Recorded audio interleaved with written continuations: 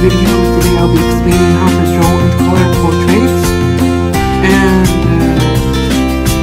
I'll be giving some of the techniques and colors and products that I use and that works for me and are the best actually. Please stay tuned.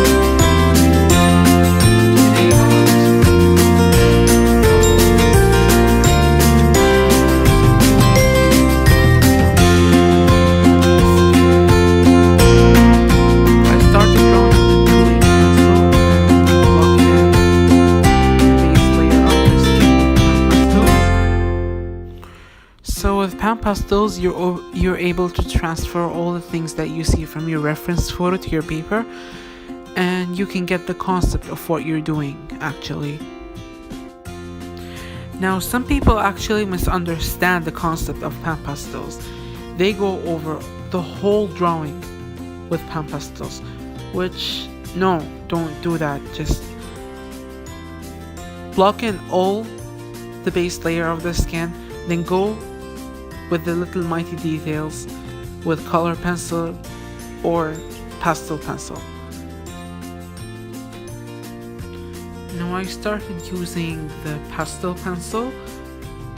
Now I'm working with these pencils because they have the exact same pigment as the PASTELs, and when you add layers you have the ability to add more or remove, because if you worked immediately with color pencil after using the PASTELs, it will be impossible to remove it because they're wax based, and a wax based pencil has a really hard pigment and can't be removed from the paper. Now as you notice, when I start working with the pastel pencils, I had a variety of colors that I was able to add more colors and make my photo look more realistic actually. I'll just keep working on with the pastel pencils till I am satisfied with the transition, and then I start working with the color pencils on the real sensitive places like the mouth and the teeth. Now I'm covering almost everything that I need to cover before I start the sensitive parts of the face, which are the eyes and the mouth. Actually, I might want to give you a fact that raw umber and burnt umber are the most important colors when drawing skin. Oh, and I forgot about burnt sienna. These three colors are a combination of a successful realistic skin color, especially when it's about pastels. Starting with the eye, I just want to tell you that the eye color, which is the whites of the eye, are not whites at all. They're a combination of raw umber and tan colors. So don't be tricked ever with a white color. Always just look at it as any color but white. If you want to achieve any realistic look in any picture, look at a photo as anything but white. So after finishing the eye with the pastel pencils, I added a little bit of color pencils, which are from PRISMACOLORS, and I added that just to give it a little more depth and to keep it clean. And you noticed after I finished my base layer of the skin, the PASTELs, talking again about PASTELs, that I start adding the colors that doesn't make sense, like the green on the forehead and the clear red on his cheeks. These are the colors that actually make the photo look more realistic when you add them. Make sure when you want to add these colors to add them with pastel pencils, because the pastel pencils gives a really smooth, realistic look on top of the pastels. Now working on the lip, the teeth, and the tongue, I used colored pencil because these are the kind of areas that I really don't want to mess with, and I really want to keep it neat and clean. There's a technique that I always like to use, is that when it comes to skin, I always usually blend with the color cream, the cream color of Prismacolors. I'm talking about the colored pencil right now. And you can look actually now when I applied the red on the cheek, I really bought a specific color from the colored pencil when I got done with everything, basically from the pastels. So I just don't want to add more layers or less. Another actual good technique is that when you want to color the teeth, always make sure you color it with cream. Like a smooth coloring of cream, and then blend it with white.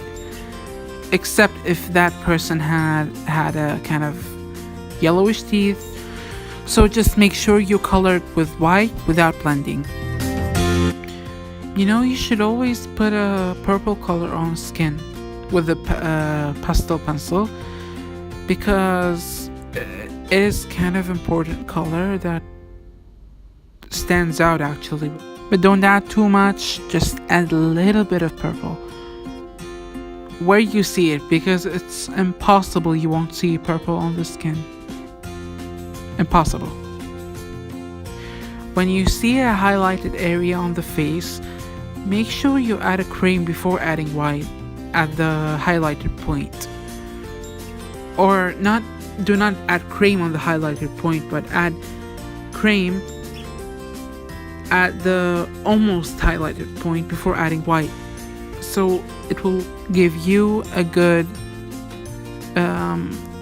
contrast. Now when I was working on the neck and the rest of the body, I worked on them the same way I worked on the face. But in the body there was a lot of greens and a lot of yellows hitting the body, you know? So I had to add the base layer and then bring my pastel pencils and really go rough on the shoulders and the neck, you know? So we're starting with hair.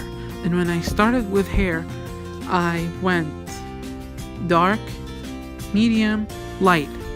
The more I hit the skin with the hair, the more I go lighter. So I went dark brown, raw umber, a tanned color. You know what I mean? While working on hair, you don't have to be really accurate and copy it from the reference photo, but you have to be actually letting the hair flow in the right direction with the right colors. Anyways, I'll have a video talking about how to draw realistic hair. It will make it much more easier for you. It's about how you understand it, not how you draw it. It's all about understanding the color.